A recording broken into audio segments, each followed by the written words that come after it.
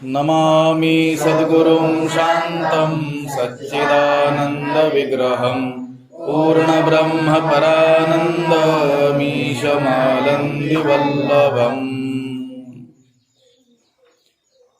तरी अवधान एकले दीजे, मग सर्व सुखासी पात्र होईजे, हे प्रतिज्ञोत्तर माझे उघड ऐका।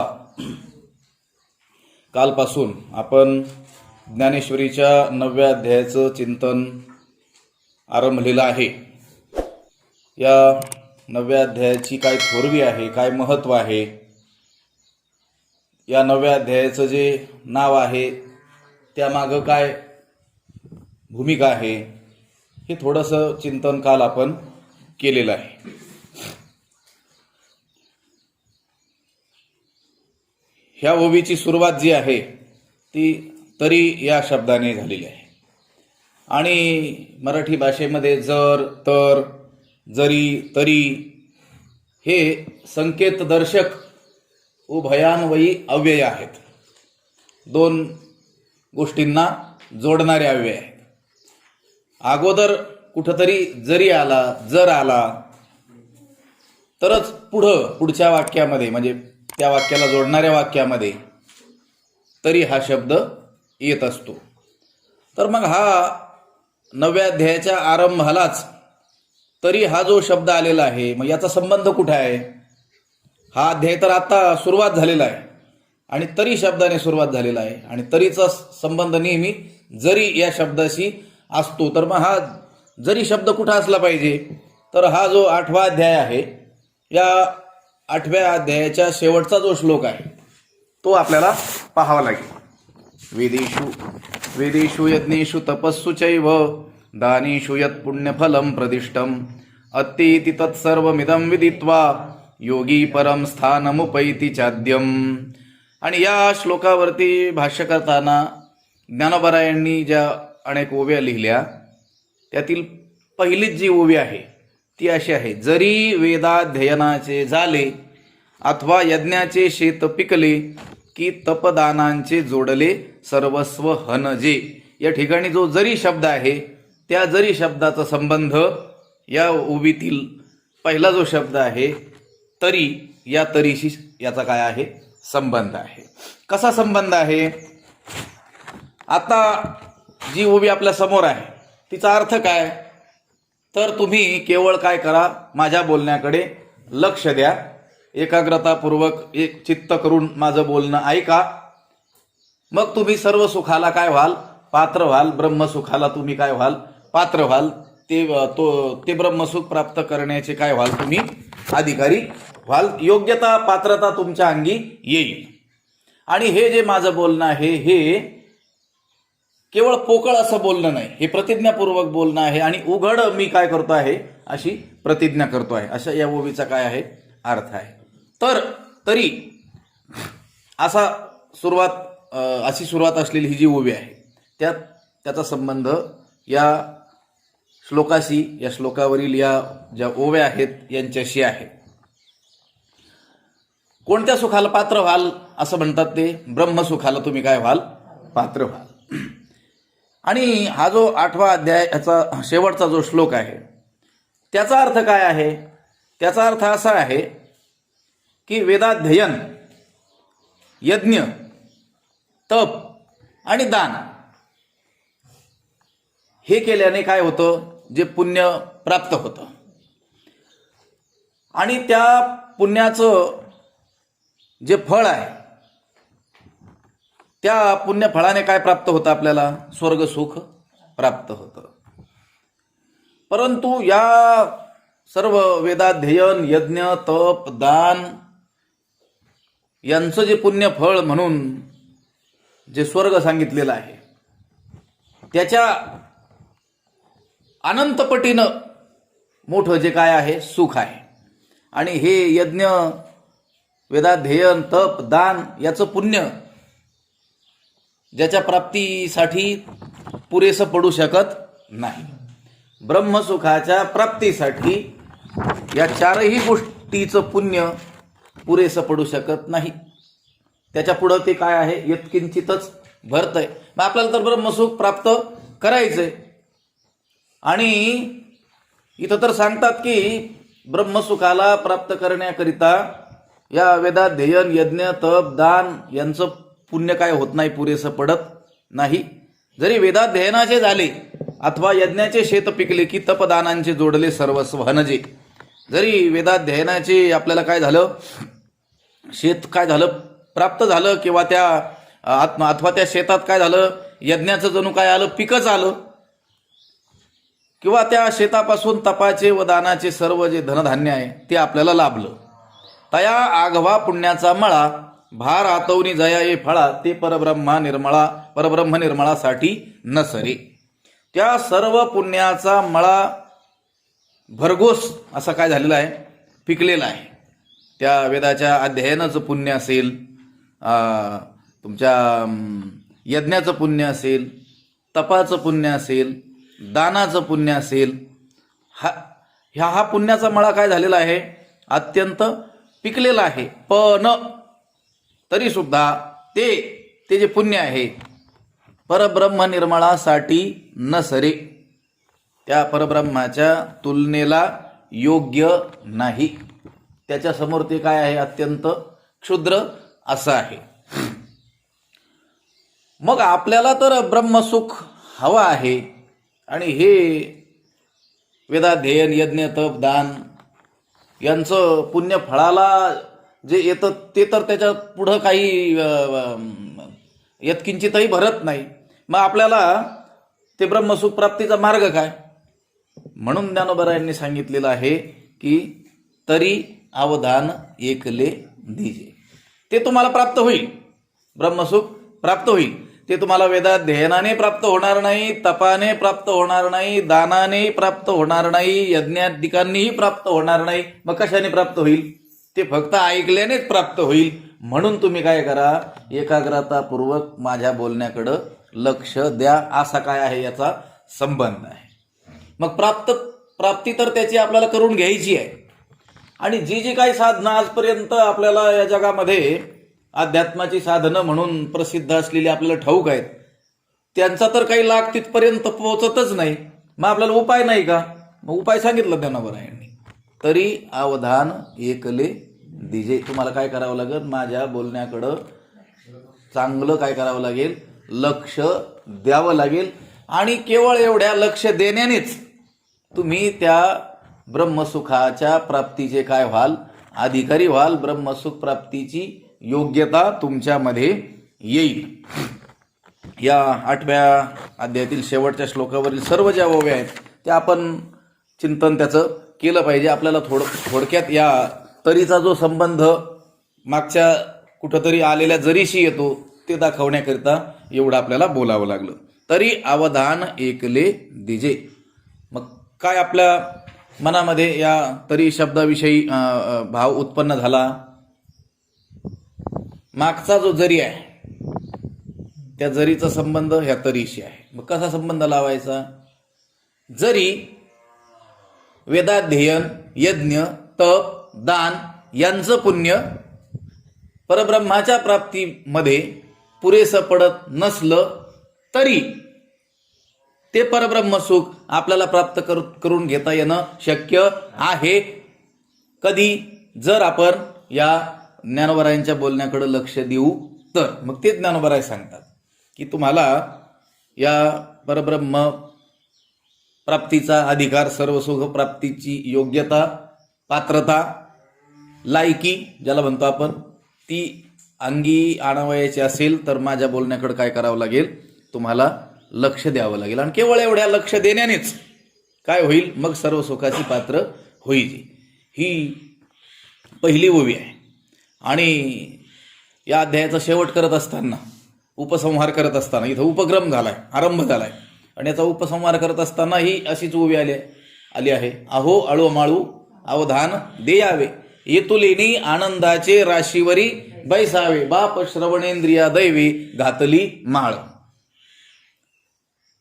या ओवीमध्ये ज्या विषयाचा आरंभ केलाय, जो उपक्रम केलेला आहे, त्याचाच उपसंहार, त्याचाच शेवट असाच अर्थ असलेल्या त्या ओवीमध्ये आलेला आहे. की अहो आळूमाळू अवधान द्यावे. थोडंसं तुम्ही काय करा, माझ्या बोलण्याकडं लक्ष द्या. आणि एवढ्यानेच येतुलेनी एवढं लक्ष दिल्यानेच, बाकी काही नाही केलं तरी चालेल, पण एवढं माझ्या बोलण्याकडं लक्ष दिल्याने आनंदाचे राशीवरी बैसावे. आनंद तुम्हाला प्राप्त होईल. सामान्य आनंद प्राप्त नाही होणार, तर आनंदाची जी रास आहे तीच तुमच्या ताब्यात येईल. तिच्यावर तुम्ही काय व्हाल, आरूढ व्हाल. बाप श्रवणेंद्रिया दैवे घातली माळ. बाप शब्द ज्या वेळेस येतो ज्ञानेश्वरीमध्ये ज्ञानोबराय आश्चर्य व्यक्त करत असतात. आपणही व्यवहारामध्ये काही आपण अद्भुत असं काही पाहिलं की बाप रे बाप असं म्हणत असतो. तसं बाप शब्द ज्ञानेश्वरीमध्ये ज्ञानोबराय आश्चर्य व्यक्त करण्याकरिता तिथं वापरलेला असतो. ते म्हणतात श्रवणेंद्रिया दैवे माळ घातली. तुमच्या या कानाला जणू भाग्यानेच काय केली, माळ तुमच्या गळ्यात घातली. व्यवहारातला एखादा थोर मानलेला मनुष्य जर असेल आणि त्याने आपला चार चौघात माळ घालून हार घालून सत्कार केला, तर ती गोष्ट आपल्या कधीही विस्मरणात जात नाही. 1990 साली आमदाराने माझा सत्कार केला होता, त्याचे फोटो काढून ठेवतात लोक. लक्षात आलं का? म्हणजे ते किती भाग्याचं मानलं जातं. आणि इथं ज्ञानोबराय म्हणतात तुमच्या या कानाला जणू काही भाग्यानेच काय केली, माळ घातली. आश्चर्य त्यांनी व्यक्त केलेलं आहे. या कानांची किती थोरवी आहे. जर एकाग्रतापूर्वक आपण ज्ञानोबरायांचं बोलणं ऐकलं, महात्म्यांचं बोलणं ऐकलं, शास्त्राचं आपण श्रवण केलं, तर जणू काही भाग्य, स्वतः भाग्यच माळ घेऊन आपल्या ती काय केली त्याने कानाला घातलेली आहे. आपल्याला ज्ञानोबराय म्हणतात माझ्या बोलण्याकडे तुम्हाला काय करावं लागेल, लक्ष द्यावं लागेल. मग तुम्ही सर्व सुखाच्या प्राप्तीचे अधिकारी व्हाल. ह्या ब्रह्मसुखापेक्षा जगामध्ये अधिक प्राप्तव्य काहीही नाही. तेच आपल्याला काय करायचंय, प्राप्त करून घ्यायचंय. सर्वांची अंतिम इच्छा तीच आहे. सर्वांना सुख हवंय की नाही, हवंय. आपण विचारलं देव हवा की नाही, काही हवा पाहिजे म्हणतील, कोणी नकोही म्हणतील. देव न लगे असंही लोक म्हणणारे आपल्याला आढळतील. तुकोबरायांनाही आढळलेले आहे. पण मला सुख नको असं म्हणणारं कोणी आढळेल का? नाही. बरं, ते सुखही असं नष्ट होणारं, अल्पकाळ टिकणारं असं नाही हवं. कसं सुख हवंय, सर्वात मोठं आणि कधीच नाश न पावणारं असं सुख हवंय. आणि आपलं दुःख गेलं पाहिजे की नाही, गेलं पाहिजे. मग किती काळापुरतं गेलं पाहिजे, कायमचं गेलं पाहिजे. आणि 1-2 दुःख गेले पाहिजे का, जेवढे प्राप्त आहेत तेवढे गेले पाहिजे. जेवढे आपल्याला काही दुःख प्राप्त असतील ते सर्वच गेले पाहिजे आणि कायमचे गेले पाहिजे. आपल्याला सुख प्राप्त झालं पाहिजे आणि सर्वात मोठं सुख प्राप्त झालं पाहिजे आणि कधीही नष्ट न होणारं सुख प्राप्त झालं पाहिजे. अशी प्रत्येक जीवाची काय आहे, इच्छा आहे.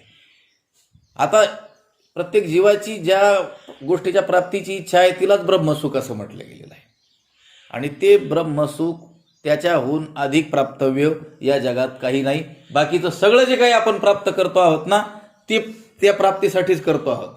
पण आपण ठरवलेली जी साधनं आहेत ती काही त्याच्या प्राप्तीची साधनं नाहीत. आणि त्याच्या प्राप्तीची साधनं आपल्याला ठाऊक नाहीत. ती संतांना ठाऊक आहेत. त्यांनी त्याचा अवलंब केला, त्या गोष्टीची प्राप्ती केली आणि तेच जगाला देण्यासाठी काय झाले, प्रवृत्त झालेले आहेत. ब्रह्मसुखापेक्षा अधिक प्राप्तव्य या जगात दुसरं काहीही नाही. कठोपनिषदामध्ये या स्थितीचं वर्णन करताना असं सांगितलेलं आहे, सा काष्ठा सा परागती. तीच काय आहे, परम गती आहे. तिथपर्यंतच धाव आहे. तिथं पोहोचल्यानंतर पुन्हा काम नाही झालो पाही रिकाम. आमच्या स्वामीजींच्या मुखात आता अलीकड हे शब्द जास्त असतात. त्या दिवशी मला एका साधकाने सांगितलं होतं, आता तू मला कीर्तन करायचं सांगितलंय तर ह्या चरणाचा आवर्जून उल्लेख करा म्हणे. स्वामींच्या मुखात हा भंग अलीकड खूपच वेळेस त्यांच्या मुखातून निघतं म्हटले. म्हणजे तिथं पोहोचल्यानंतर पुन्हा काही करणं नाही, पुन्हा कोणती धावाधाव करायची गरज नाही. साऱ्या धावाधावी तिथपर्यंत जाण्यासाठीच आहेत. त्याच्यापेक्षा प्राप्तव्य या जगात काहीही नाही. ते परते काही निपजणे येथ नाही, म्हणून म्हणिये पाही परमसिद्धी ते. त्याच्यापेक्षा या ठिकाणी मोठं काहीही नाही. म्हणून त्याला काय म्हटलं गेलेलं आहे, परमसिद्धी. सा काष्ठा सा परागती. ही जी वचनं उपनिषदात वेदामध्ये आहेत त्याचंच सुलभीकरण आपल्या सर्वांवरती अनुग्रह करण्याच्या इच्छेने माऊलींनी सोप्या भाषेत तुकोबारायांनी नाथरायांनी केलेलं आपल्याला आढळून येतं. जरी आपल्याला उपनिषद नाही कळाले, त्यातील मंत्रांचा भाव, अर्थ, शब्दांचा अर्थ नाही कळाला, तरी देखील अगदी तसाच अर्थ सांगणाऱ्या काय आहेत आपल्या ज्ञानोबरायांच्या ओव्या आहेत, अभंगाची काय आहेत, चरण आहेत. कारण हेही काय आहे, वेदच आहेत. उलट वेदच या रूपाने काय झालेला आहे, अवतीर्ण झालेला आहे. लक्षात आलं का? वेदालाच असं वाटलं, गुरुवारी साखरे महाराज सांगत असतात की वेदालाच असं वाटलं की आपण असंच असायला हवं होतं. हा फेडा वया ते गीतापणे जसं माग झालेली जी उणीव आहे, आपल्याकडून झालेल्या ज्या चुका आहेत त्या दुरुस्त करण्याकरिता तो वेदच काय झाला, या गीता रूपाने या जगामध्ये अवतीर्ण झाला. तसंच तुकोबारायांच्या अभंग रूपाने वेदच काय झाला, अवतीर्ण झाला. ज्ञानोबरायांच्या ओव्यांच्या रूपाने काय झाला, वेदच अवतीर्ण या भूमीवरती झालेलं आहे. हे जे परमसिद्धी आहे, हे जे महासुख आहे, हे परमसुख जे आहे, ही साकाष्ठा सापरागती ज्याला म्हटलं गेलेलं आहे, ज्ञानोबरायांनी या ठिकाणी सर्व सुख ज्याला म्हटलं गेलेलं आहे, त्या सर्व सुखप्राप्तीचा अधिकार, योग्यता, पात्रता आपल्या अंगी येईल कधी, जर आपण त्यांच्या बोलण्याकडे एकाग्रतापूर्वक लक्ष दिलं तर. तरी अवधान एकले दिजे, मग सर्व सुखासी पात्र होईजे. एकले अवधान दिजे, केवळ लक्ष द्या, एकटं लक्ष द्या, दुसरं काही नको. आपण नाही म्हणतो तू एकटाच ये, म्हणजे कोणी आणू नकोस तुझ्या जोडीला. कोणी म्हटलं मला तुमच्याकडं 4 वाजता 5 वाजता यायचंय, आपण काय सांगतो, तू काय कर, एकटाच ये, म्हणजे कोणालाही आणू नकोस. तसं ज्ञानोबा म्हणतात एकले अवधान दिजे, म्हणजे केवळ काय करा, लक्ष द्या. अवधान हा शब्द ज्ञानेश्वरीमध्ये 46 वेळेस आलेला आहे आणि या 9व्या अध्यायात 7 वेळेस आलेला आहे. अवधान शब्द म्हणजे लक्ष द्या, लक्ष द्या. वारंवार श्रोत्यांना सांगावं लागतं, कारण श्रवण करत असताना जे काही अडथळे, अंतराय, अपाय, विघ्न म्हणून सांगितलेले आहेत ते खूप आहेत. कोणत्याही कार्यात काय असतात, विघ्न असतात. म्हणून त्या विघ्नांना दूर करून त्या समोर चाललेल्या गोष्टीकडं लक्ष देणं काय असतं, फार महत्वाचं असतं. अवधानाला काय आहे, फार महत्व आहे. काल एक ओवी मी सांगितली होती, मला ती अर्धवटच आठवली होती. चुकल्या पुत्राची शुद्धी वार्ता, जेणे सादरे ऐके माता, तेणे सादरे हरिकथा सार्थकता परिसावी. नाथरायांची ही ओवी आहे. ते म्हणतात चुकल्या पुत्राची शुद्धी वार्ता. आपला पुत्र जर आपल्यापासून गर्दीमध्ये हरवला असेल आणि खूप काळ शोधाशोध करूनही जर आपल्याला तो मिळाला नाही आणि कोणीतरी अचानक त्रयस्थ पुरुषाने त्याचं वर्णन जर सुरू केलं, असा असा मुलगा इथं इथं मी पाहिला होता, तर त्याच्या त्या बोलण्याकडं ती जी माता आहे सादरे ऐके, अत्यंत आदरपूर्वक सर्व कामं हातातील टाकून इंद्रियांच्या सर्व वृत्ती बाकीकडे धावणाऱ्या सोडून काय करते, कानाने त्याचं काय करत असते, बोलणं ऐकत असते. तेणे सादरे हरिकथा सार्थकता परिसावी. नाथराय म्हणतात त्याप्रमाणे जी हरिकथा आहे, भगवंताची जी कथा आहे, गुणानुवाद आहे, त्याचं चरित्र आहे, लीला आहे, तत्वज्ञान ज्या ठिकाणी सांगण्यात येत असेल त्या आदराने काय करावी, ती ऐकावी, परिसावी. पण हे वारंवार सांगण्याची आवश्यकता संतांना का पडते, तर मी बोलून गेल्याप्रमाणे विघ्न काय आहेत, विघ्न बहु आहेत. जसं एखाद्या मार्गाने प्रवास करण्यास निघालेला एखादा पुरुष, एखादा मुलगा, आणि त्या मार्गातले अडथळे, अनेक अडथळ्यांचा तो मार्ग असेल, तर त्याचे आई वडील किंवा त्याचे सगळे संबंधी, त्याचे हितचिंतक त्याला वारंवार काय करत असतात, सांगत असतात की त्या मार्गाने जाताना काय कर, जपून जा, सावधानतेनं जा, आहे ना. त्या वाटेने जाणाऱ्या वाटसरूंना लुटणारे काय आहेत, चोर आहेत, हिंस्र पशु आहेत. म्हणून एकदा सांगून थांबत नाहीत. त्याला निरोप देत असताना त्याला 100 वेळेस, म्हणजे अनेक वेळेस काय करत असतात, ते सांगत असतात. तसं ज्ञानोबा मी म्हटल्याप्रमाणे 46 वेळेस ज्ञानेश्वरीमध्ये अवधान शब्द त्यांनी वापरलाय आणि या आपण आरंभलेल्या 9व्या अध्यायामध्ये 7 वेळेस हा काय आलेला आहे, अवधान शब्द आलेला आहे. कारण काय आहे, श्रेयांसी बहु विघ्नानी असं म्हटलेलं आहे. चांगल्या कामामध्ये काय असतात, खूप विघ्न असतात. भवंती महतामपि, चांगला मनुष्य जरी असला आणि तो चांगलं कार्य जरी करू लागलेला असला तरी त्याच्यामध्ये काय असतात, विघ्न बहु, अनेक विघ्न असतात. आणि अश्रेयसी प्रवृत्तानाम, आणि वाईट कामामध्ये प्रवृत्त झालेल्यांना दूरम यांती विनायकाः, जे विघ्न उपस्थित करणाऱ्या देवता आहेत ना त्या आपोआप तिथून दूर होतात असं सांगितलंय. विघ्न निर्माण करणाऱ्या देवता वाईट कामामध्ये प्रवृत्त झालेल्या लोकांच्या मार्गात येत नाहीत. अगोदर तिथं असल्या तर तिथून काय होतात, त्या दूर होतात. आणि चांगल्या कामात प्रवृत्त झालेल्या लोकांना मात्र काय होतात, बहु विघ्न रूपाने ते काय होत असतात, उपस्थित होतात. शास्त्रातलं ते काय आहे, वचन आहे आणि आपल्या सर्वांचा अनुभवही तसाच आहे. चांगल्या कामाला आपण निघालो की नसलेली ही विघ्न आपल्या काय होतात, मार्गामध्ये येत राहतात. मार्गामध्ये म्हणजे मनामध्ये येत असतात. कधी बाह्य विघ्न असतात, काही आपले आंतरही काय असतात, विघ्न असतात. आणि वाईट कामाला निघालेल्यांना ती विघ्नच आपाप काय होतात, 12 वाटा पळती विघ्ने, ते विघ्नच 12 वाटाला 12 दिशेला निघून जातात. त्यात काही अडथळा येत नाही. वाईट काम करायला निघालेल्या माणसाला त्याच्याकडं द्रव्याची कमतरता असेल, पैसे कमी असतील तर जाता जाता लोक त्याला देतात. लक्षात आलं का? कोणत्या माणसांना, वाईट कामाला निघालेल्या. पण श्रेयस्कर जी कामं आहेत त्यामध्ये मात्र बहु विघ्न, अनेक विघ्न येतात असं शास्त्राने सांगितलेलं आहे. भगवत प्राप्तीसाठी सांगितलेले जी साधनं आहेत, योग असेल, ज्ञान असेल, ध्यान असेल, श्रवण असेल, यामध्ये काय आहेत, अडथळे आहेतच, विघ्न आहेतच. विघ्नाशिवाय हे नाही. योगामध्येही काय आहेत, विघ्न आहेत. तुमच्या ज्ञानामध्ये देखील काय आहेत, विघ्न आहेत.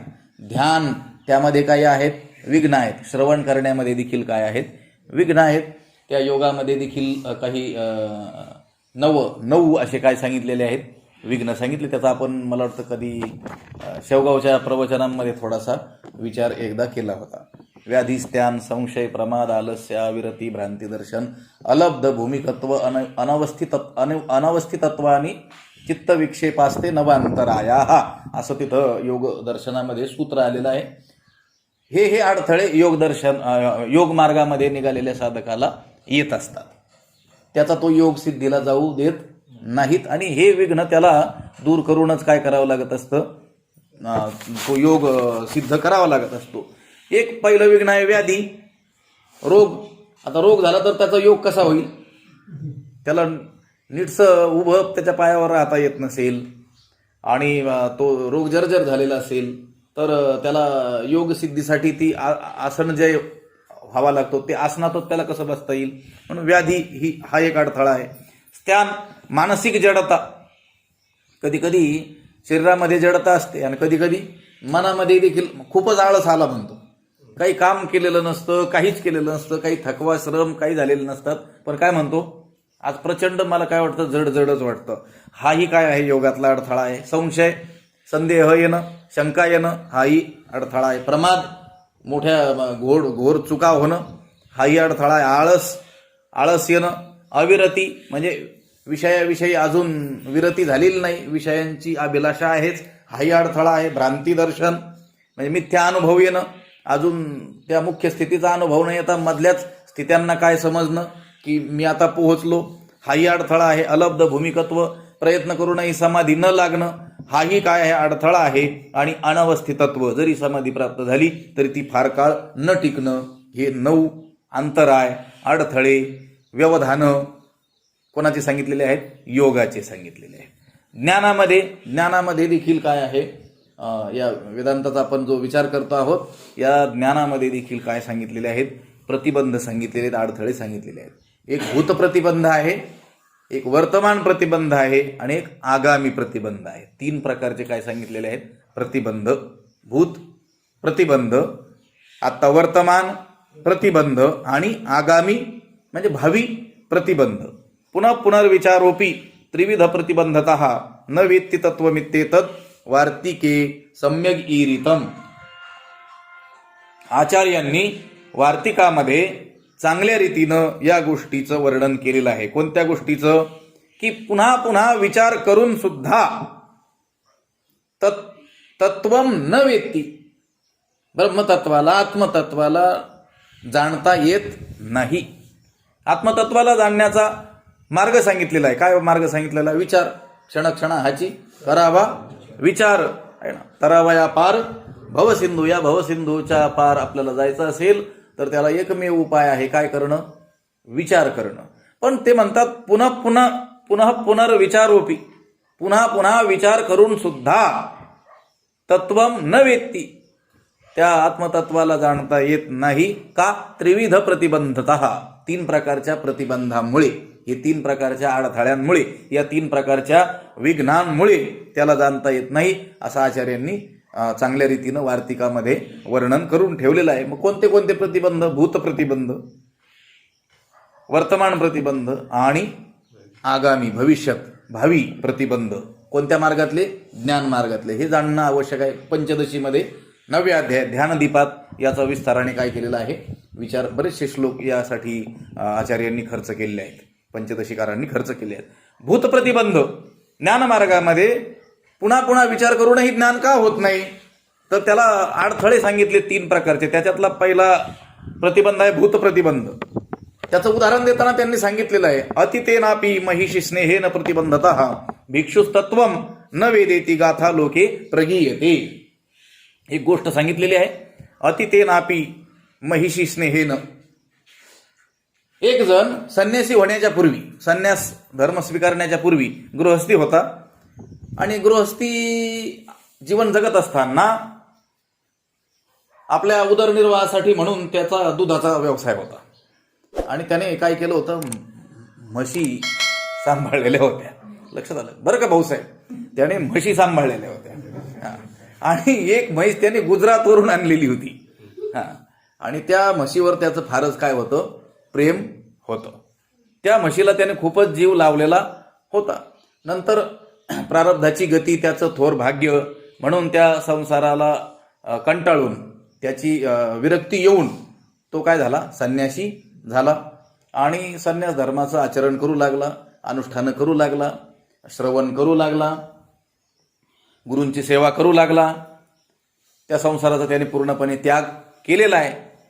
मग त्याच्या गुरुने त्याला एक एक मार्ग, एक एक टप्पा पुढं चालवलेला आहे अध्यात्म मार्गामध्ये. मग त्याच्याकडून ध्यानाचा अभ्यास करून घेत असताना त्याला ज्यावेळेस ध्यान लावायचं सांगितलं त्यावेळेस त्याला पूर्वी त्या म्हशीवर अधिक प्रेम केलेलं असल्यामुळं त्याला ध्यानात भगवंत दिसण्याच्या ऐवजी म्हैसच दिसू लागली. लक्षात आलं का? काय दिसू लागली?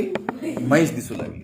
मग त्याने त्या गुरूंना सांगितलं, मी खूप प्रयत्न करतोय, मनाचा निग्रह करण्याचा प्रयत्न करतोय, पण मला त्या ध्यानातून म्हैस काय जात नाही. मग त्या गुरूंनी त्याला त्या म्हशीचंच ध्यान करायचं सांगितलं. लक्षात आलं का? आता म्हैस सोडून कशाचंच ध्यान करायचं नाही. म्हणजे ते ध्यान काय झालं? एकाग्र झालं. नंतर ती म्हैस ध्यानातून काढून टाकली आणि तो परब्रह्म रूपतेला प्राप्त झाला. मला सांगायचंय काय? ध्यान करत असताना त्याला ब्रह्मस्वरूपाचं ध्यान करण्याच्या ऐवजी कशाचं ध्यान होत होतं?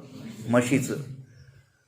हा जो प्रतिबंध आहे, हा जो अडथळा त्याच्या ध्याना मार्गामध्ये येत होता, गुरु त्याच्याकडून जी साधना करून घेत होते त्यामध्ये हा जो अडथळा येत होता, हा कोणता प्रतिबंध आहे? भूत प्रतिबंध. कारण पूर्वकाळी त्याने त्या म्हशीवरती अत्यंत प्रेम केलेलं होतं. ते अत्यंत केलेलं प्रेम त्याला आत्ता अडथळा ठरत होतं. आत्ता संन्यासी झालेला असताना सुद्धा हा काय आहे? ज्ञानमार्गातला भूत प्रतिबंध आहे. याचं वर्णन आपल्याला एक तुकोबारायांचा अभंग पाहिला तर आपल्याला लक्षात येईल. एका ठिकाणी एक महात्मा, एक पुराणिक काय करत होता? पुराण सांगत होता. म्हणजे जसं हरिविजय, रामविजय, भावार्थ रामायण अशा पोथ्या सांगणारे पूर्वी लोक आपल्याकडं होते, मराठवाड्यात अजूनही सांगतात. आणि ते सांगणारे जे पुराणिक होते, जे बुवा होते, ते वृद्ध होते. त्यांची अशी मोठी दाढी वाढलेली होती आणि खूप दिवसापासून ते पुराण सांगत असत. लोक ते ऐकायला यायचे. एकदा एक मेंढपाळ, शेळ्या ओळणारा जो मनुष्य आहे तो देखील काय झाला? त्या श्रवणाला येऊ लागला, पुराण ऐकायला येऊ लागलेला आहे. आता हे पुराणिक 25 वर्षापासून पोथी सांगत होते. अनेक पोथ्या त्यांनी सांगितल्या, पुराणं सांगितले. त्या पुराणातील असे गंभीर गंभीर प्रसंग त्यांनी सांगितले, पण कोणाच्याही डोळ्याला पाणी आलेलं त्याने पाहिलं नव्हतं, कोणीही भावावस्थेत गेलेलं त्यांनी पाहिलं नव्हतं. पण हा जो 4-2 दिवसापासून येऊ लागलेला जो मेंढपाळ होता, तो मात्र एक दिवस त्याच्या डोळ्याला त्याला काय झालं, पाणी आलं, तो रडू लागला. त्या पुराणिकाला वाटलं की बाबा खूप मोठा भावप्रधान हा मनुष्य असला पाहिजे, खूप मोठा भक्त असला पाहिजे. या ठिकाणी मी भगवंताचं वर्णन करू लागलोय, रामायणाचं वर्णन करू लागलोय, रामाच्या वनवास गमनाचं वर्णन करू लागलोय, आणि ह्या माणसाला काय झालं, रडू आलंय. लक्षात आलं का? पण त्याचं ते जे रडणं होतं ते या रामाला वनवासाला जाणं हे ऐकून ते रडणं नव्हतं. तर गोष्ट काय झाली होती, देखोनी पुराणिकाची दाढी रडेस फुंदे नाक ओढी. त्याचा नेमका एक अत्यंत जीव ज्याच्यावर लावलेला होता असा एक बोकड 4-5 दिवसापूर्वी मेला होता, आणि त्या बोकडाची जी दाढी होती, त्या पुराणिकाची दाढी बघून त्याला बोकडाची काय झाली होती, आठवण आली होती. लक्षात आलं? आणि तो पुराणिक पोथी सांगताना इकडं तिकडं मी जसं पाहत होतो तसं पाहत असताना त्याची ती दाढी हलायची, त्याला त्या बोकडाची काय व्हायची, आठवण. लक्षात आलं? देखोनी पुराणिकाची दाढी रडेस फुंदे नाक ओढी. प्रेम खरे दिसेचे ना, लोकांना ते खरं प्रेम आहे असं वाटू लागलं, पण भिन्न अंतरी भावना, पण आतमध्ये भावना मात्र काय होती, भिन्न होती. आवरिता नावरे खुर आठवी नेवरे. त्याचं ते रडणं आवरिता आवरल्या जायना, कारण त्याला त्या बोकडाची खुरं आठवायची. लक्षात आलं का? बोलो नये मुखा वाटा म्हणे होता ब्याचा तोटा. बोलून काय दाखवता येईना, पण मनामध्ये मात्र असं त्याला वाटत होतं की हा बोकड मेल्याने माझी मोठी काय झालेली आहे, मोठी हानी झालेली आहे. आता ते पुराणिक ज्यावेळेस असं सांगू लागले 2 बोटं करून, लक्षात आलं का, 2च तत्व जगात आहेत, माया आणि ब्रह्म. ते 2 बोटा त्यांनी वर केलेले असताना त्याला त्या बोकडाच्या शिंगाची आठवण यायची. लक्षात आलं आहे ना? आणि असे 4 असे बोट ते ज्यावेळेस करू, 4 वेद आहेत जगामध्ये आहे ना, त्यावेळेस त्याला त्या 4 पायांची काय व्हायची, आठवण यायची. तुकोबराने लिहिलं, दोन्ही शिंगे 4 पाय खुणा दावी म्हणे होय. दोन्ही शिंगे, तो ते 2 तत्व आहेत असं सांगताना तो सुद्धा म्हणायचा बरोबर आहे, त्याला 2च काय होते, शिंग होते. लक्षात, ते 4 असं सांगताना, 4 काय आहेत, वेद आहेत असं सांगताना तोही काय करायचा, हो हो म्हणायचं. म्हणजे त्या बोकडाला काय होते, 4 पाय होते. मना आणि ता बोकड मेला त्याची सरफड, होता भावपोटी मुखा आलासे शेवटी. तुका म्हणे कुडे कळो येते ते रोकडे. असा जो अभंग आहे, या अभंगामध्ये आत्ता सांगितलेला जो प्रतिबंध आहे, भूत प्रतिबंध, त्या भूत प्रतिबंधाचंच एक प्रतिबिंब त्यामध्ये उमटलेलं आपल्याला आढळून येतं.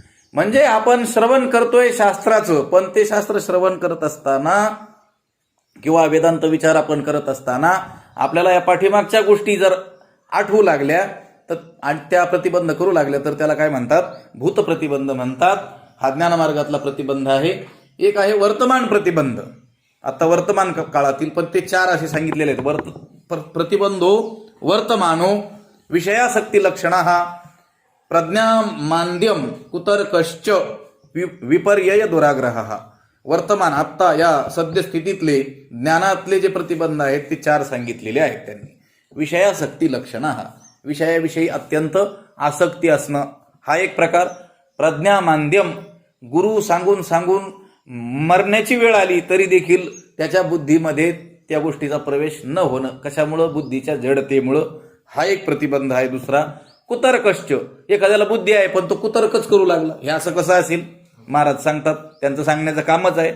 हा कुतर्की जो मनुष्य असतो तो कुतर्क. हा तिसरा वर्तमान प्रतिबंध आहे. आणि विपर्यय दुराग्रह, हा आपल्या स्वतःला प्राप्त असलेलं जे विपरीत ज्ञान त्याचाच दुराग्रह, मला समजलंय तेच खरं, हे सांगतात, यांचं काही मानायचं नाही. असे 4 काय आहेत, हे वर्तमान प्रतिबंध आहेत. कोणते कोणते? विषयाची आसक्ती, बुद्धीची जडता, कुतर्क करणं आणि आपल्याच समजुतीचा काय करणं, दुराग्रह धरून बसणं, हे आहेत वर्तमान प्रतिबंध.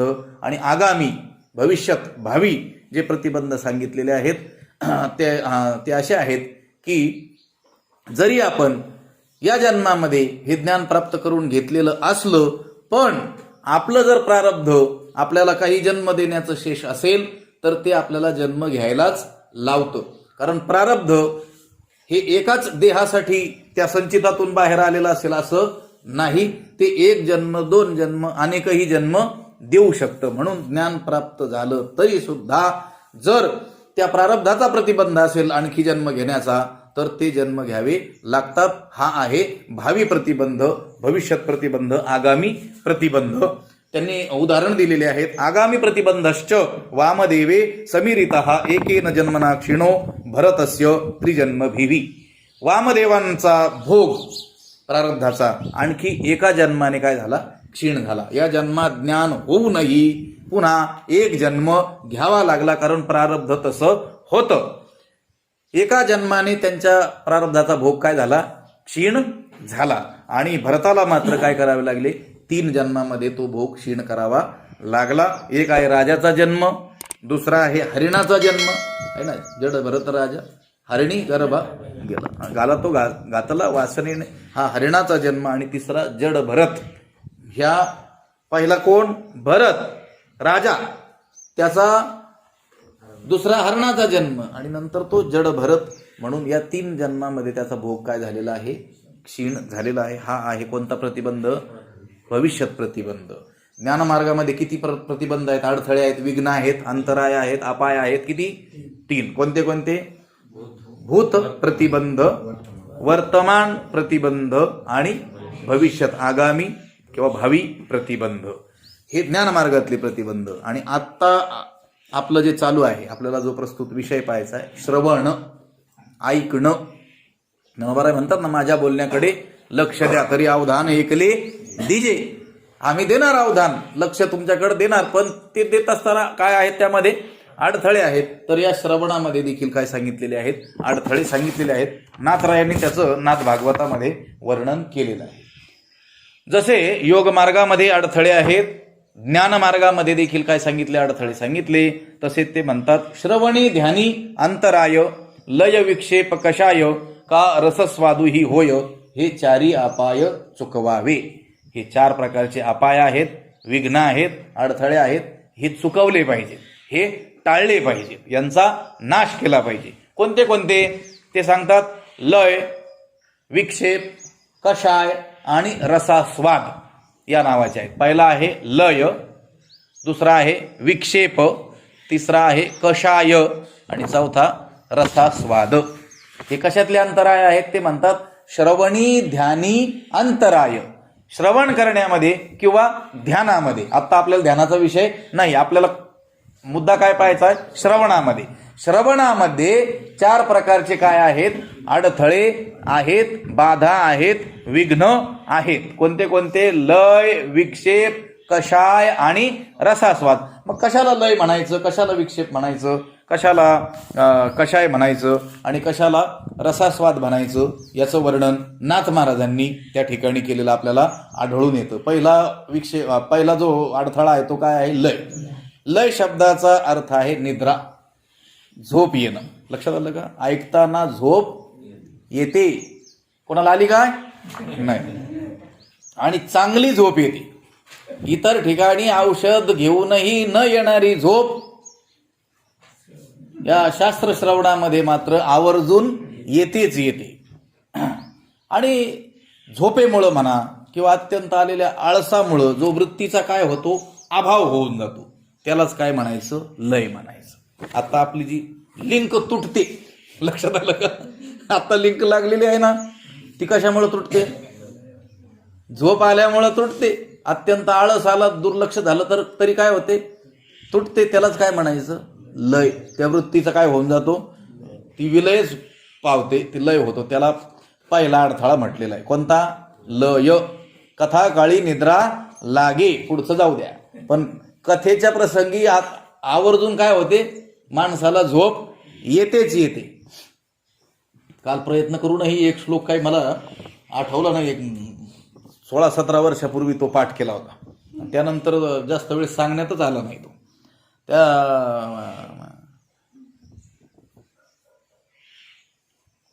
त्याची सुरुवात अशी आहे, निद्रा हता प्रेयसी कुंभकर्णे, वैधव्य दीक्षाम व्यथित तत किम. एक चरणच आठवण अजून आहे. आणि शेवट सांगितलं न ग्राम्य गीतम विविधैश्च गीतम. एक गंमत केलेली साहित्यकाराने. त्याने सांगितलं निद्रा म्हणजे झोप ही कुंभकर्णाची प्रियसी आहे, पत्नी आहे. आता तो कुंभकर्ण युद्धामध्ये मारला गेला म्हणून ती काय झाली, विधवा झाली. ती म्हटली मी अत्यंत तरुणपणीच विधवा झाले, मी काय अशी विधवा राहायला मोकळी नाही, माझं लग्न झालं पाहिजे. मग भगवंताला तिनं सांगितलं माझ्या पतीला तुम्ही तर मारून टाकलं, आता मला कोणीतरी पती पाहून द्या. तर भगवंताने तिला सांगितलं की तुझा तू काय कर, शोध घे, पण कुठं जाऊ नको. आणि कुठं जा, तर तिनं भगवंताने सांगितलं वाईट ठिकाणी काही जाऊ नकोस, कारण तिथं वाईट लोक असतात. वाईट माणूस नवरा करून काय करायचंय तुला, लक्षात आलं का? पहिला नवरा वाईट होता तो मेला, दुसरा एखादा वाईट केला तर तोही काय होईल, मरूनच जाईल. म्हणून न ग्राम्य गीतम, जिथं वाईट वाईट गाणे चाललेले आहेत तिथं काही जाऊ नको. जिथं डीजे वाजत असेल तिथं जाऊ नको, जिथं तमाशा असेल तिथं जाऊ नको. विविधैश्च गीतम, हे जे वाईट वाईट जे गाणे, ग्राम्य गीतं, वाईट गप्पा, तिथं अजिबात जाऊ नको. मग कुठं जा, जिथं कीर्तन चालू असेल, चांगले लोक आलेले असतात, लक्षात आलं का? जिथं पाठ चालू असेल, जिथं कथा चालू असेल तिथं जा. आणि तू काय कर, तुला जो आवडेल तो पती तू शोध. यावरून काय ठरवायचं, कीर्तनामध्ये ज्याला झोप येते, पाठामध्ये ज्याला झोप येते, प्रवचनात ज्याला झोप येते, समजायचं त्या बाईनं त्याचा काय केला, स्वीकार केलेला आहे. अशी गंमत केलेली आहे शास्त्रकारांनी. पण हे काही चुकीचं आहे असं नाही, लक्षात आलं का? कुरेकर बाबा एक दृष्टांत सांगत असतात बघा याच्याबद्दल. ते म्हटले एका माणसाला झोपेचा फार त्रास होता, त्याला झोपच येत नव्हती. त्याने खूप उपाय केले, निरनिराळ्या वैद्यांकडे गेला, वेगवेगळी औषधं चूर्ण काय खाल्ली, पण त्याला काही झोपच लागत नव्हती. एक दिवस त्याचा मित्र आणि तो प्रवास करत असताना पूर्वीच्या काळी घोड्यावरून चाललेले होते एका गावाहून दुसऱ्या गावाला. मग संध्याकाळ झालेली आहे, थोडा आणखी उशीर झाला, परंतु त्यांना तो प्रवास पूर्ण करायचा, त्यामुळे रात्री त्यांचा काय चालू होता, प्रवास चालूच होता. एका ठिकाणाहून जात असताना त्या माणसाने आश्चर्याने मोठ्याने सांगितलं त्याच्या मित्राला, अरे मला झोप येऊ लागली. तो म्हटला तुला झोप तर कधी येतच नाही, औषध खाऊनही येत नाही, आज घोड्यावर बसल्या बसल्या कशी काय झोप येऊ लागलेली आहे, काय कारण झालं असावं? तर तो सांगू लागला की नक्की इथे कुठेतरी गाव असलं पाहिजे आणि त्या गावात कुठेतरी कीर्तन चालू असलं पाहिजे, कुठेतरी पाठ चालू असला पाहिजे, आणि त्या दिशेनं येणारं वारं मला लागलं, त्यामुळे मला झोप आली. म्हणजे चांगल्या ठिकाणी झोप ही आवर्जून येते, पण याला काय म्हटलं गेलेलं आहे, विघ्न म्हटलं गेलेलं आहे. श्रवणातलं ऐकत असताना, कथा किंवा शास्त्र श्रवण करत असताना कधीही झोपायचं नाही, लक्षात आलं का? श्रवणामध्ये असलेला हा काय आहे, पहिला प्रतिबंध आहे लय. लक्षात ठेवा, कोणता? लय म्हणजे झोप लागणे. कुठं झोप लागणे? कीर्तनात चांगलं जिथं चालू आहे ते ऐकण्यामध्ये. बाकी तुम्ही घरी गेल्यानंतर झोप लागणे हा काही दोष नाही, उलट न लागणे काय आहे, दोष आहे. लय. दुसरा आहे विक्षेप, म्हणजे वृत्तीची बहिर्मुखता, पुन्हा पुन्हा विषयाचंच काय करणं, चिंतन करणं. बसलाय कीर्तनामध्ये, बसलाय प्रवचनामध्ये, पण चिंतन कशाचं चाललेलं आहे, विषयांचं चाललेलं आहे, बाहेरच्या गोष्टींचं चाललेलं आहे.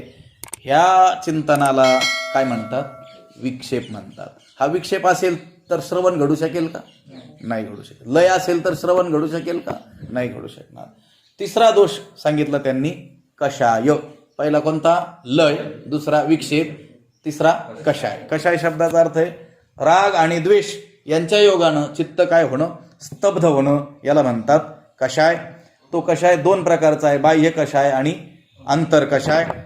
बाह्य म्हणजे वर्तमान आता आपले असलेले स्त्री धन पुत्र यांच्या विषयी असलेल्या रागद्वेषामुळे जर चित्त स्तब्ध झालं असेल तर त्याला काय म्हणायचं, बाह्य कषाय. आणि अंतर कषाय, भूत आणि भविष्याच्या विषयी चिंतनाचं जे मनोराज्य आहे त्याला काय म्हणायचं, अंतर कषाय म्हणायचं. हा तिसरा काय आहे, दोष आहे, श्रवणातला अडथळा आहे. आणि चौथा आहे रसास्वाद किंवा रसास्वादन. कशाला म्हणायचं रसास्वादन? आता मुख्य अध्यात्म विषयाचं निरूपण करत असताना त्याचं स्पष्टीकरण करण्याकरिता काही उदाहरणं प्रसंगानुरूप दिले जातात. काही दृष्टांत, काही गोष्टी सांगितल्या जातात, काही वर्णनं केली जातात. ते वर्णनच ऐकण्याविषयी आसक्ती. लक्षात आलं का? ऐकण्यासाठी काय आलाय? मध्ये मध्ये जे दृष्टांत सांगितले जातात ना, तेच ऐकण्यासाठी जो आलेला आहे. लक्षात आलं का? आणि बाकीचं ऐकत असताना तो वाट पाहतोय आता गोष्ट कधी सांगतील. लक्षात आलं का? ही जी या गोष्टी ऐकण्याविषयीची जी आसक्ती आहे याला म्हणायचं रसास्वादन. कारण त्याच्यातच त्याला काय येतोय? रस येतोय. त्याच्यातच त्याला काय वाटतोय? आनंद वाटतोय.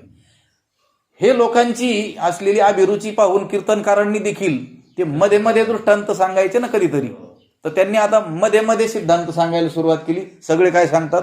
दृष्टांतच सांगू लागलेले आहेत. दृष्टांत हे तो सिद्धांत पटवून देण्याकरिता ती केलेली काय असते? एक युक्ती असते. तेवढं सोडून देऊन आपण काय करायचं? सिद्धांताला काय करायचं असतं? पकडायचं असतं. व्याघ्रमुखी श्रोता आणि श्वानमुखी श्रोता असे प्रकार जुन्या लोकांनी केलेले आपल्याला आढळून येतात. कुत्र्याला जर दगड मारला तर ते कुत्र दगड मारणाऱ्याकडे धावत नाही, त्या दगडाला चावायला पाहतो. लक्षात आलं का? आणि वाघाला जर दगड मारला तर तो दगड कसा होता आणि काय होता ते पाहत नाही, कोणी मारला ते पाहतो.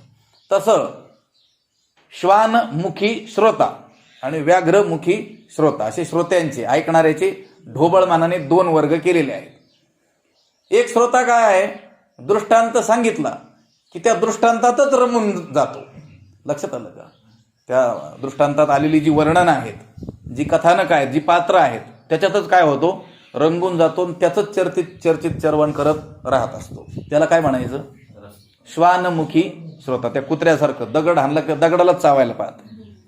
आणि व्याघ्रमुखी श्रोता हा दृष्टांत कशासाठी सांगितलेला आहे तेवढंच काय करतो? तो लक्षात ठेवतो. त्यावरच काय करतो? आपलं चित्त एकाग्र करतो. त्याला म्हटलेलं आहे व्याघ्रमुखी श्रोता. जो श्वानमुखी श्रोता असेल त्या दृष्टांतातच, त्या कथानकातच, त्या आलेल्या वर्णनातच काय होत असेल? रंगून जात असेल तर तोही काय आहे? एक प्रकारचा दोष आहे. त्याला रसास्वाद असं म्हणतात. श्रवणामध्ये असलेले हे 4 अंतराय आहेत आणि हे चुकवावे, हे टाळावे, यांचा त्याग करावा असं नाथ महाराजांनी आपल्याला सांगितलेलं आहे. श्रवणी ध्यानी अंतराय, लय विक्षेप कषाय, का रसस्वादुही होय, हे 4 अपाय चुकवावे. कोणते कोणते 4 अपाय आहेत? पुन्हा लक्षात ठेवा. कधी मी विचारू शकतो. लय, विक्षेप, कषाय आणि रसास्वाद. लय म्हणजे झोप. लक्षात आलं का? पहिली गोष्ट लय म्हणजे झोप येणं. विक्षेप म्हणजे वृत्ती बहिर्मुख होणं, दुसऱ्याच गोष्टीत. इथं बसला इथं आणि चिंतन विषयाचं चाललंय. कषाय म्हणजे काय? राग द्वेष आपला ज्या गोष्टींप्रती आहे त्यामुळं आपलं जर चित्त स्तब्ध झालं असेल आणि इकडं लक्ष लागतच नसेल म्हणजे भांडून आलेला आहे, आणि आता त्याचं चित्त कसं काय लागेल? इथं लागू शकणार नाही. आणि चौथा काय आहे? रसास्वाद. दृष्टांतातच जो रमून जातो, सिद्धांताकडे लक्ष ठेवत नाही, हाही काय आहे? एक प्रकारचा दोष आहे. त्याला रसास्वादन असं म्हणतात. हे 4 श्रवणातले काय आहेत? दोष आहेत. आणि यांना टाळून केलेलं जे श्रवण आहे ते कोणतं श्रवण आहे? निर्दोष श्रवण आहे. म्हणून ज्ञानोबराय म्हणतात, मी जे सांगणार आहे त्याचं तुम्ही श्रवण करायचंय. ते कसं करायचंय? निर्दोष असं श्रवण करायचंय. हे दोष टाळून, हे दोष विवर्जित असं काय करायचंय? श्रवण करायचंय. म्हणून ते म्हणतात, तरी अवधान एकले दिजे. आणि असं अवधान, असं लक्ष, असं चित्त तुम्ही माझ्या बोलण्याकडं दिलं तर मग सर्व सुखासी पात्र होईल. मग तुम्हाला सर्व सुख प्राप्तीचा काय होईल? अधिकार येईल. दुसरं काही करण्याची आवश्यकता पडणार नाही. आता आपण दीर्घकाळापासून श्रवण करत असू आणि सर्व सुखप्राप्तीचा अधिकारही आपला आला आहे असं दिसत नसेल तर मग आपण ते श्रवण दोषरहित केलेलं आहे असं म्हणता येणार नाही. एखाद्या महात्म्यांकडे जरी आपण श्रवण केलं, दीर्घकाळ श्रवण केलं, पण अजून काही आपल्याला सर्व सुखप्राप्तीचा अधिकार आपल्या अंगी आलाय असं वाटत नाही, त्याची चिन्ह जाणवत नसतील, लक्षणं दिसत नसतील, तर आपण ते श्रवण दोष टाळून केलेलं नाही. त्या दोषासह काय केलेलं आहे? आपण श्रवण केलेलं आहे असंच अनुमानाने आपल्याला म्हणावं लागतं. कारण इथं जर ज्ञानोबराय असं म्हणत असतील की एकले अवधान दिजे, एकटं काय करा? लक्ष द्या, एकटं अवधान द्या, एकाग्र चित्ताने माझं श्रवण करा आणि मग तुम्ही काय व्हाल? सर्व सुखप्राप्तीचे अधिकारी व्हाल. हे जर ठामपणे ज्ञानोबाराय सांगत असतील, हे प्रतिज्ञोत्तर माझे उघड ऐका, ही माझी काय आहे, उघड उघड स्पष्ट प्रतिज्ञा वाक्य आहे, असं ज्ञानोबारायांनी सांगितलेलं आहे. ज्ञानोबारायांनी प्रतिज्ञाच केली आहे.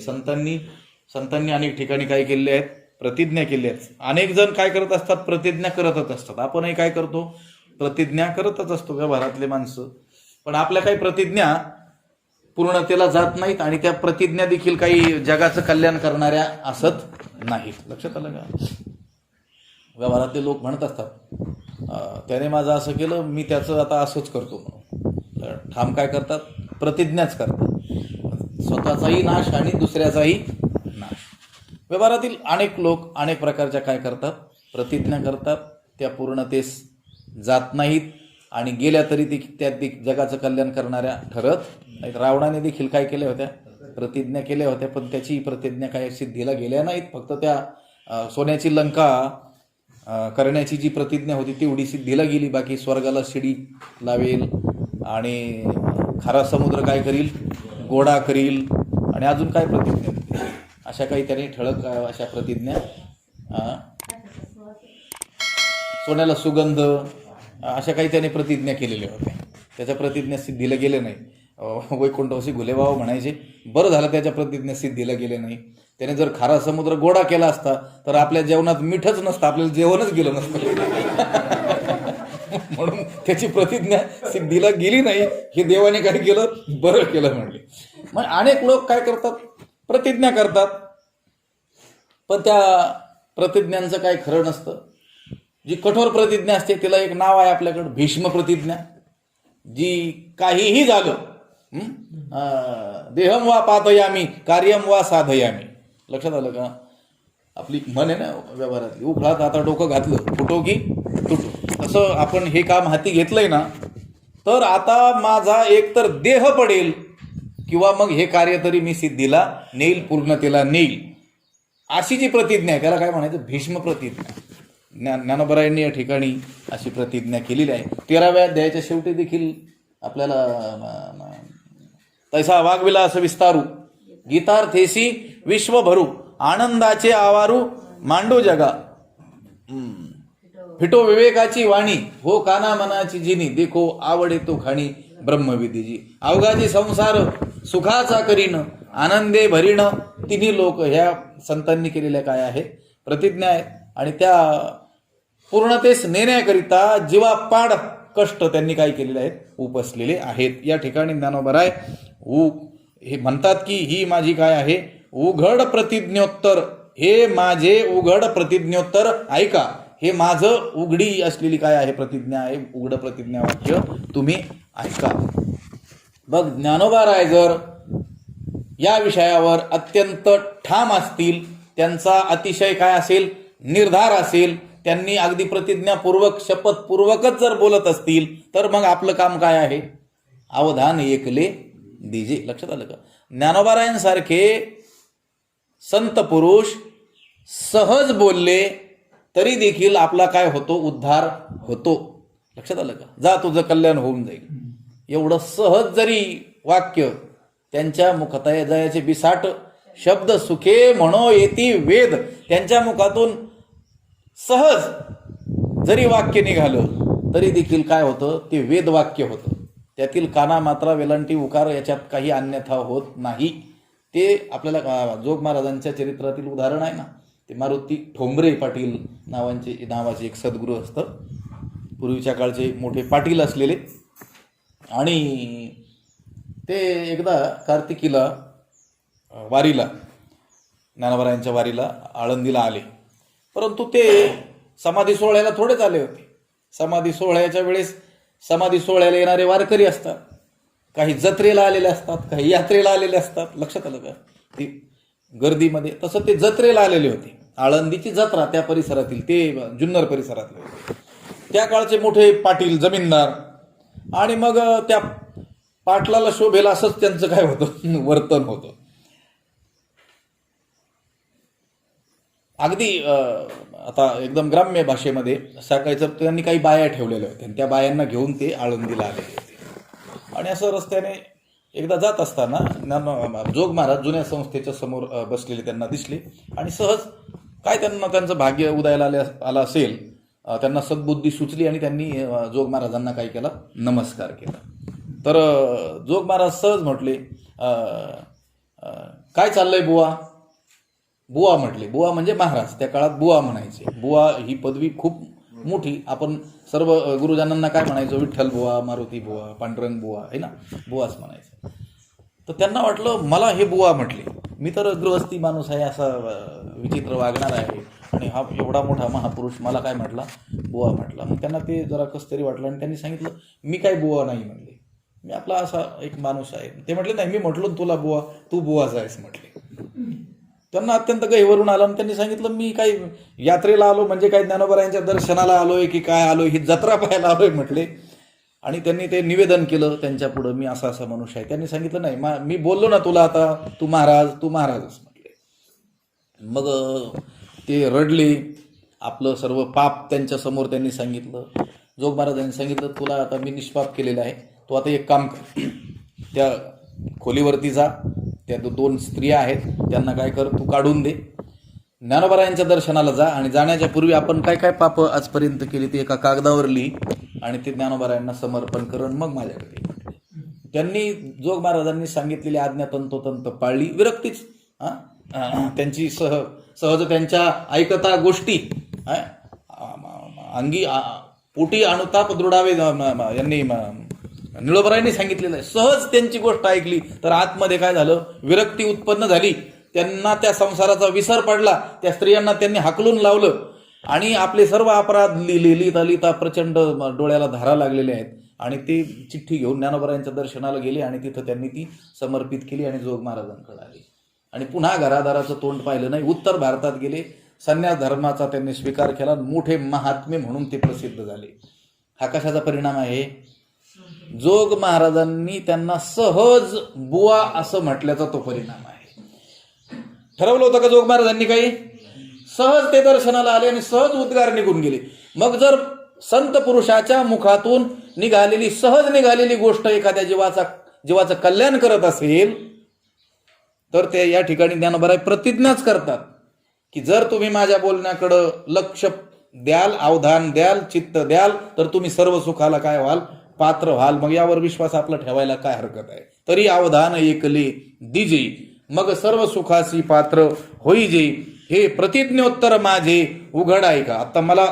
आत्ता या ठिकाणी हा भाव सुचला की एखादा संत महात्मा जर सहज बोलत असेल आणि त्यातून जीवाचं जर परम कल्याण होत असेल, त्या जीवाने जर ठरवलं मला माझं कल्याण झालं पाहिजे, तर त्याला अनंत जन्म साधना करूनही त्या कल्याणापर्यंत तो जाऊ शकत नाही, मोक्षसिद्धीपर्यंत जाऊ. बहुनाम जन्मनाम अंते ज्ञानवानमाम प्रपद्य यासाठी केला होता अट्टहास करावा लागतो, तरी देखील त्या स्थितीपर्यंत पोहोचणं कठीण आहे.